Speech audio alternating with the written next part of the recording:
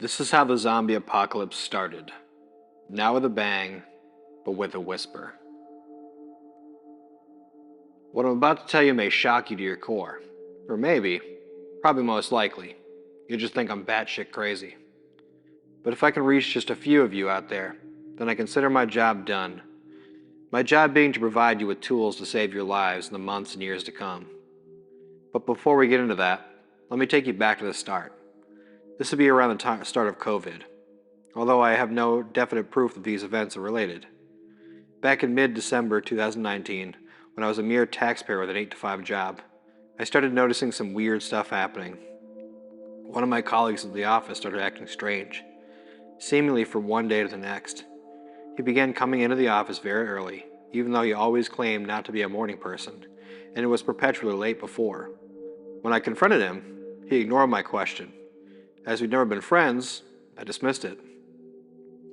Then one day, about a week later, I ran into him at the coffee corner, where he was drinking milk.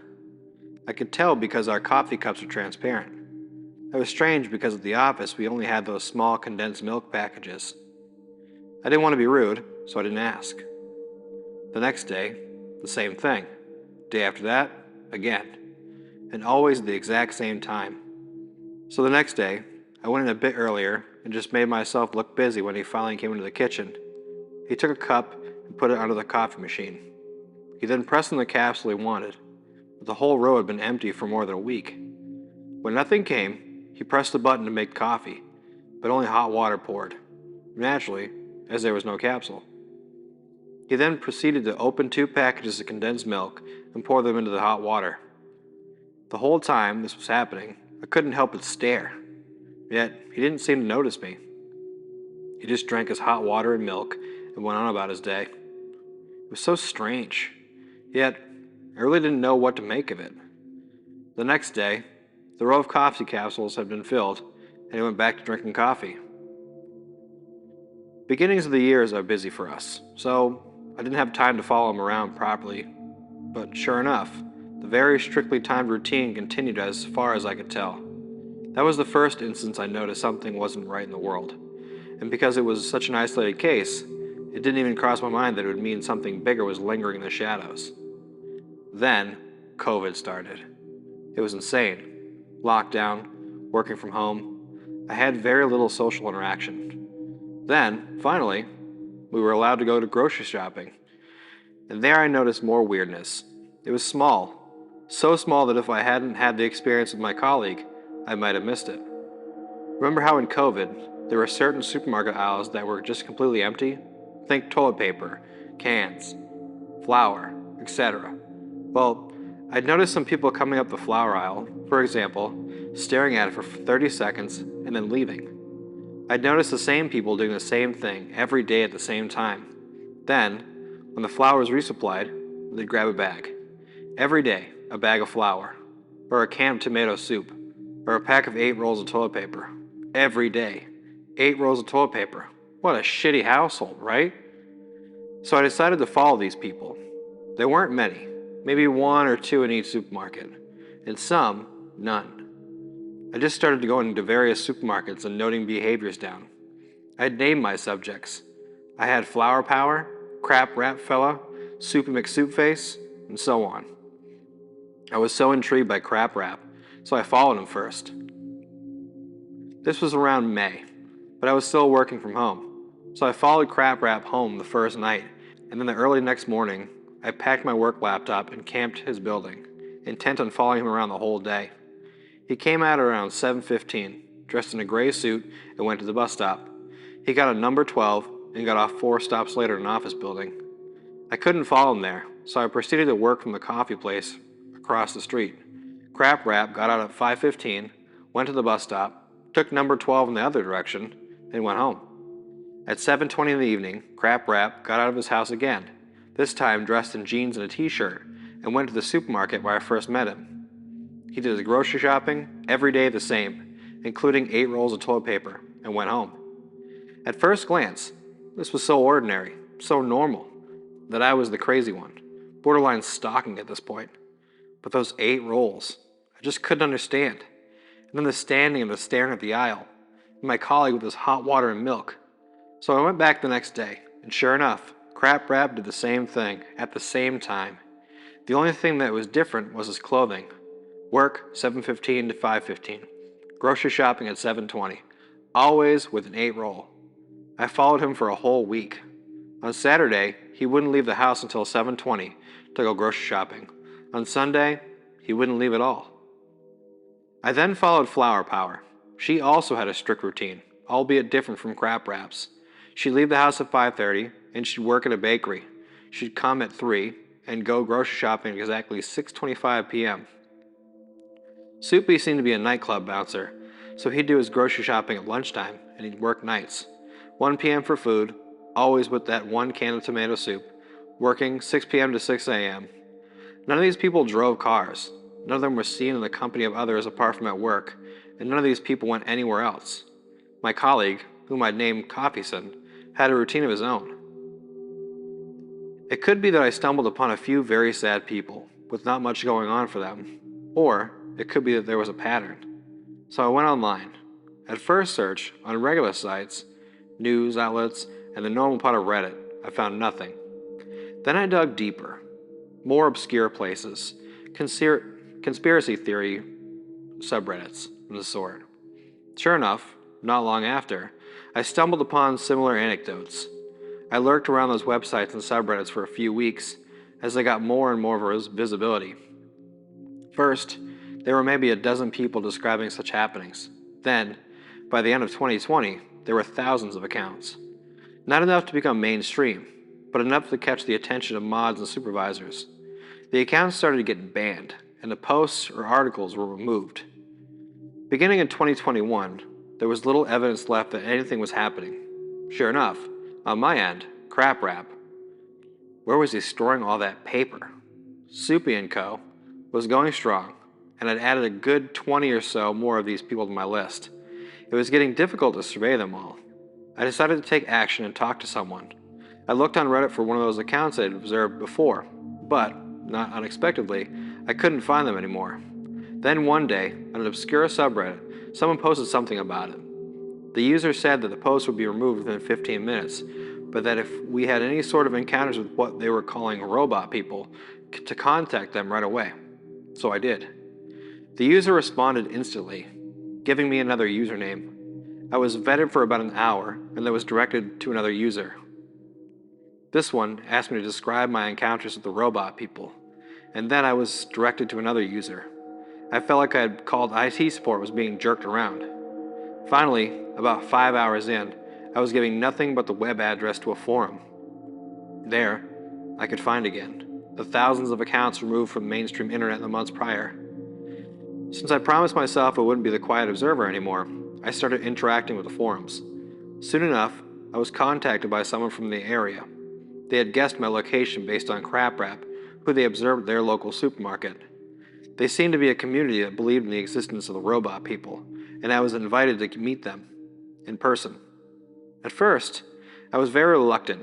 For me, what I was reading in the forums and what I had experienced myself, it became a little too much, so I ignored the invite and distanced myself for a while. I have to add that this was happening towards the end of 2021. Then, in 2022, a series of aggressions around the world started.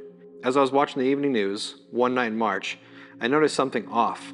It was one of those World Peace Summits where, behind the spokesperson, there was a fellow who was acting ever so strangely.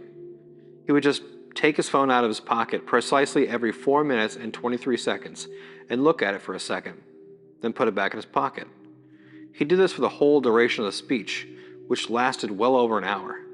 As the camera was filming the speaker, but also the other world leaders' reactions and questions, at one moment, it hovered over the guy's phone as he was taking it out of his pocket. The phone was not on. There was nothing on the screen. It was completely dark, like it was out of battery or something. So what the hell was he checking every 4 minutes and 23 seconds? Again, were there any isolated event? Again, was this an isolated event? I wouldn't think twice about it, but with everything else combined, I was half sold on the robot people, and now I was convinced that infiltrating governments, so I went back to my forum and wrote to the community. They replied to me within an hour, and organized an emergency meeting for me that very evening. I attended. It was very informal. We met at a coffee shop in the center, not a Starbucks, but one of those cozy little shops that are open late into the evenings, but serve nothing but coffee, soft drinks, and muffins. There were 6 people who came to meet me, but I was informed that there were many more out there in our city. The leader, or at least the delegated speaker, was called John. They wanted to know my experiences with dates and locations. When I told them about Coffeeson, they all seemed surprised. I seemed to be one of the very first observers. Most people did not notice anything strange until well into 2020. They were very cryptic and did not give much information. I think I was once again being vetted, and I must have passed their test when they gave me the address to their headquarters and told me to come to the next day. The headquarters was a small warehouse just outside the city. I quickly learned it belonged to Sam, one of the people I had met the night before, who was a small supermarket owner, the one in which Flower Power shopped. He was also one of the first to notice the strange behavior within the community, and from what I could gather, he was one of the founders. There was nothing much going on in the headquarters, for in 2022, they were still quite static in the sense that they would meet, discuss what they'd observe, agree on who to follow next, etc. When I told them what I'd seen on the TV the other night, they seemed shocked, which I had not expected. It seemed that, once again, I was the first to observe this, which meant it might not have been a common occurrence, or at least that's what we thought at the time. As violence increased throughout Europe and the Middle East, robot people could be spotted easier and easier, more and more frequently. I was not going to daily or even weekly meetings within the community, but I was keeping tabs on them and feeding them information whenever I had it. One day, Sam texted me saying that I should stop by the headquarters as soon as I manage. It was early 2023, and I hadn't been there in about 3 months. I stopped by after work. It was busier than usual, but I bumped into John on the way from the parking lot. He told me that they'd made progress, and I wasn't sure what that meant. We never made any moves, so how could we make any progress? I thought. It all became clear as we stepped inside the main hallway. Instead of the usual warehouse setup, it was now transformed into some sort of studio apartment, which was surrounded by what seemed to be plexiglass, a sophisticated, transparent cage. Inside, to my horror, no other than Coffeeson. I remember at the time, I freaked out. Full-on meltdown. They sedated me. I guess part of me never wanted to accept that something was actually happening for the longest time. And when I saw Coffeeson, my biggest fear came true. The one where I had become a part of a cult, a group of people with misplaced belief system who were now kidnapping innocents. When I woke up from my sedation, I was alone in a room with Sam. He explained to me that they reprogrammed Coffeeson to believe that it's always Sunday, and for this reason, he never leaves his apartment. They did so by changing his phone date, which they would always reset every morning. They reconstructed the apartment here. Coffeeson had no idea he was being watched. He would just wake up, check his phone, and then sit on the bed, the whole day as if he was waiting for something. He would not eat or drink, nor would he use the bathroom. He'd just sit. And when night came, he would lie down. They showed me, and I could not believe my eyes. This was Coffeeson's 8th Sunday in a row. He hadn't eaten or drank in 8 days, and yet he looked perfectly fine. I wonder if that's what the rest of them do when they're on a Sunday, or even every time they're alone in their apartments or houses. Sam and John confirmed to me that it was. I asked what was next, and they told me they were trying to see whether they could find a doctor to do tests on Coffeeson. This made me feel uncomfortable again. Sam then explained to me that he couldn't let me leave until the shock wore off, as they couldn't risk me alerting authorities. My reaction was bad, apparently. Unfortunately for me, they knew my living situation fine. Well, they knew I had no one waiting for me, not even a cat or a dog. They made me ask for days off from work, and I complied. I was scared. Scared of these people, but also scared of Coffeeson, of what this meant for the world. A few days later, after several talks, I wholeheartedly agreed that it was for the greater good that they test Coffeeson. There were several similar developments in other parts of the world, so they managed to find a doctor. Maria had seen a couple of other similar patients. She confirmed that Coffeeson was no different. Coffeeson was not alive. He did not have a heartbeat or brain function. It was like he was in a coma, but seemed to be able to perform predetermined mechanical tasks. Maria used the word zombie, Coffeeson was, for all intents and purposes, a non-aggressive zombie. That was the first time it occurred to me, to us, that the zombie apocalypse had begun. Then Maria ran some more tests and left to see another community. We kept in touch with people from all over the world at a greater scale since then. One day, this was maybe in the middle of summer, we received a message from our friends in Pakistan reporting small, isolated incidents that they could not explain. One of the zombies that we're tracking went full-on aggressive and started killing people on the streets, after which he was just exploded. The news did not pick it up. Similar reports came from Afghanistan, Uganda, and even Ukraine. Nothing was reported, but we received some video footage from surveillance cameras. In one of them, you can see a tall man walking up to a zombie in a mall, whispering something in his ear, and then turning around and walking out. Cool guys don't look at explosions, I guess. What followed immediately after was a massacre, with no survivors. Last week, Sam was attacked. It happened in his own supermarket. Someone activated flower power. 8 people died. 12 were injured. He's still in the hospital. We thought our small city would not be at risk. Not so soon, at least. We are not sure what to do next, but we live in constant fear that one of these creatures can be activated at any point in time and unleash hell on Earth. We are also struggling with different opinions from within our group. Some believe this is the end of the world in a biblical sense, and that we should just let it play out. Others want to contact authorities. Others have no trust in the government and want to make matters into their own hands. We are on the brink of disaster, and again, I find myself to be a mere observer. And in the meantime, these zombies remain a ticking time bomb. So if you happen to see any robot-like behavior, take note of it. Stay out of their path.